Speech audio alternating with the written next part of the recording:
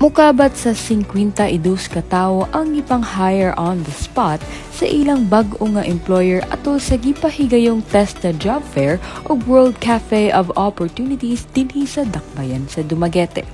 Matud ni TESDA Provincial Director Joel Villagracia, mao kini ang paagi sa ilang buhatan para matabangan ang mga TESDA graduates na makapangita og panginabuhi. Sa job fair, no? We have about 800 vacancies locally. This is sa local mga industry na to.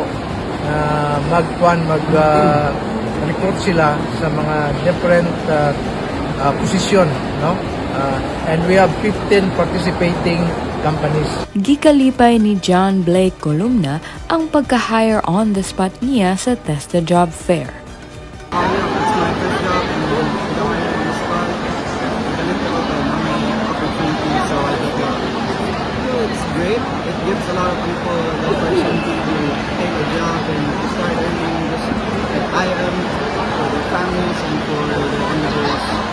Adunay 15 ka mga kumpanya ang ni-appeal sa job fair ug usa niini si Rodrigo Tuay na taga Barangay Balugo nga usa ka TESDA scholar. Katabang ni siya kay dako manig kuan sa atoang livelihood. Panarbaho magamit nila kung sa ilahang qualification nga nakuha. Tapos makatabang man sa atoang Pilipinas kay para ma-improve na atoang livelihood sa kaugmaon. Nang hinaot ang TESDA nga pinaagi niini, mas pudaghan pang employer ang mohatag og job opportunity para sa mga TECPRO graduates.